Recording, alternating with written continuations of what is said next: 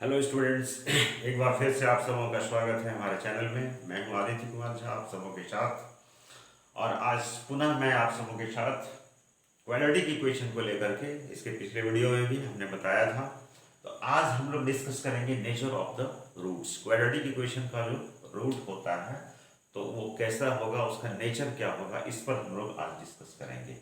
तो जो general equation होता है ना, क्वाड्रेटिक इक्वेशन, आप लोगों ने पढ़ा है x square plus B x plus C equal to zero, इस फॉर्म में होता है।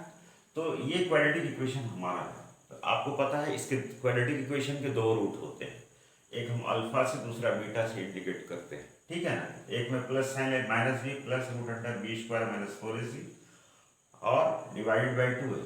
और बीटा जो है इसमें माइनस साइन सिर्फ लेते हैं, बाद की सारा चीज वही रहता है, minus B minus root under B square minus four A C divided by two है। ये दो रूट होता है इस इक्वेशन का, A X square plus B x plus C equal to zero, ठीक है। इस क्वाड्रेटिक इक्वेशन का ये अल्फा और बीटा ये दो रूट होते हैं, ये आपको पता है, ये आप पढ़ चुके हैं, ठीक है।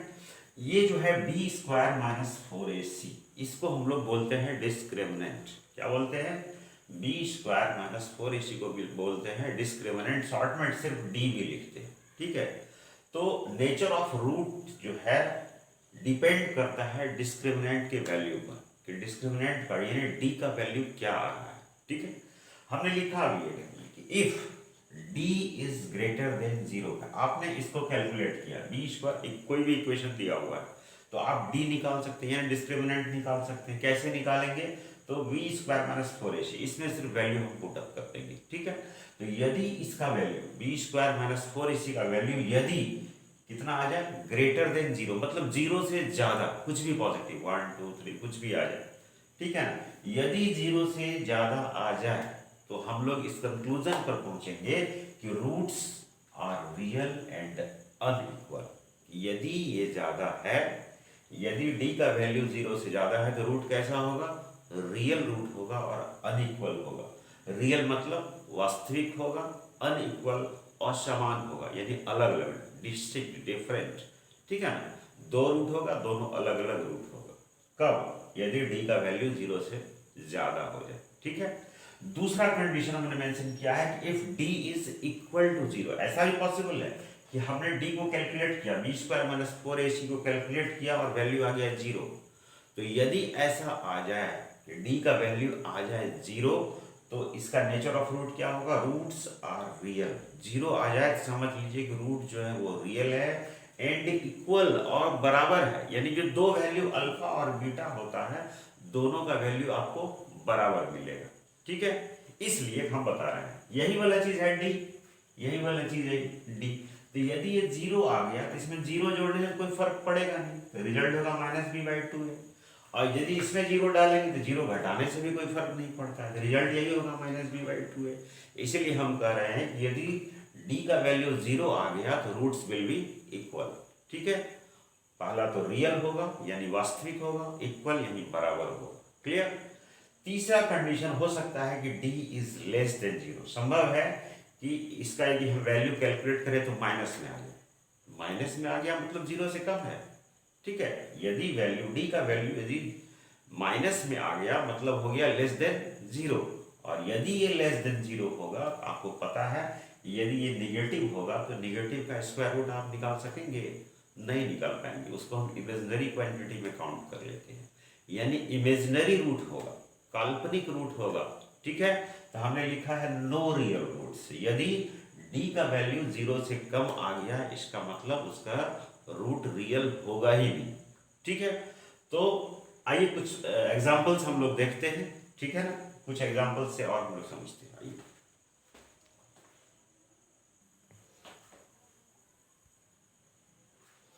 चलिए एक प्रश्न देखिए कि इसमें लिखा है find the nature of the roots.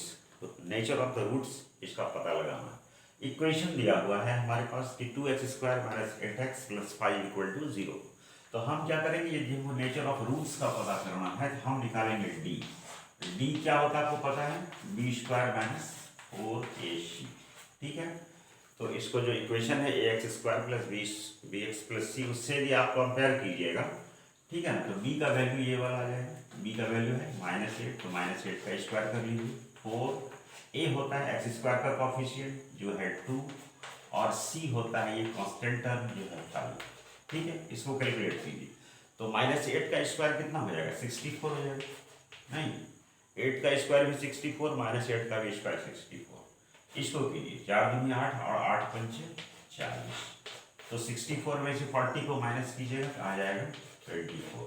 तो 24 आप बताइए 0 से बड़ा है कि छोटा है, तो नेचुरली बड़ा है, ये हो गया ग्रेटर देन 0। अभी आपको हम तुरंत बताए थे कि यदि d का वैल्यू 0 से ज़्यादा आ जाए तो हम क्या लिखेंगे, roots will be real and unequal.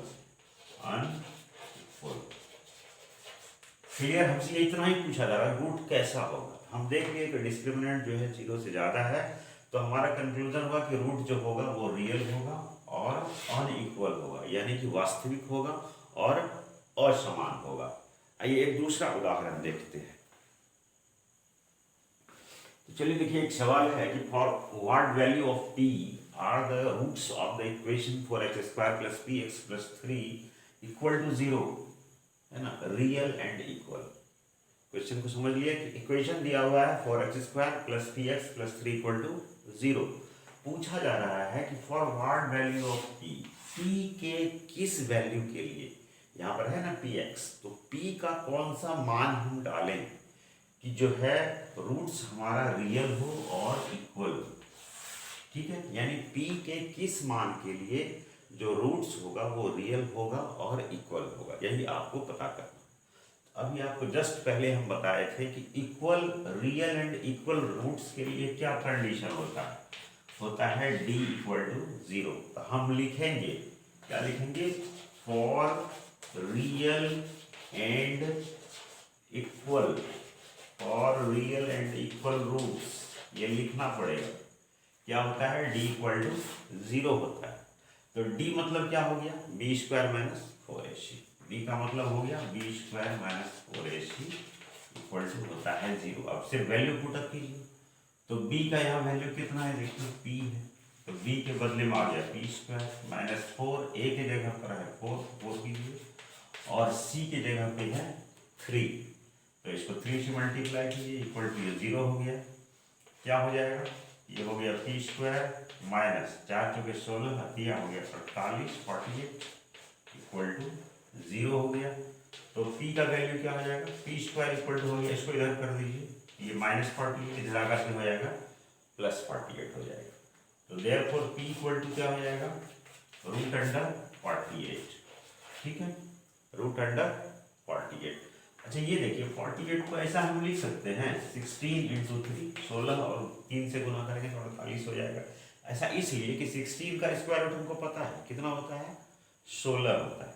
नहीं, 16 का स्क्वायर रूट कितना होता है, 16 का स्क्वायर रूट 4 होता है, 16 का वर्गमूल जो होता है 4 होता है। अब एक चीज़ ये बताएंगे कि पी स्क्वायर है 48, तो जब हम p निकालेंगे तो यह एक क्वाड्रेटिक इक्वेशन है। क्वाड्रेटिक इक्वेशन का हमेशा 2 रूट होता है, तो सिर्फ वर्गमूल यदि हम पूछें तो जो है सो है ना पॉजिटिव बोलेंगे, लेकिन यदि पी स्क्वायर इक्वल टू 48 है, p का वैल्यू जो होगा ये प्लस माइनस 2 रूट मिलेगा हमको। क्या मिलेगा, 2 रूट मिलेगा, एक प्लस में मिलेगा, दूसरा माइनस में मिलेगा। तो 48 का जो है 48 को इस तरह से लिख सकते हैं 16 × 3, प्लस माइनस आगे में लगा दीजिए।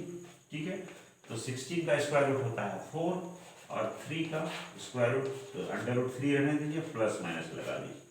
कहने का अर्थ है कि p का 2 वैल्यू होगा जिसके लिए रूट रियल होगा और इक्वल होगा। 2 वैल्यू क्या होगा, एक होगा +4√3, दूसरा होगा -4√3। ठीक है, तो इस तरह से p का हमको 2 मान मिलता है जहां पर रूट हमको रियल और इक्वल दोनों हमको मिलता है। ठीक है, तो इस तरह के और भी बहुत सारे प्रश्न हैं, आप अभ्यास कीजिए। ठीक है, हम उम्मीद करते हैं आसान चैप्टर है, बन जाएगा आपसे। ठीक है, कोई दिक्कत हो तो हमको कमेंट्स करके बताइए। ठीक, हम आपके डाउट को दूर करेंगे।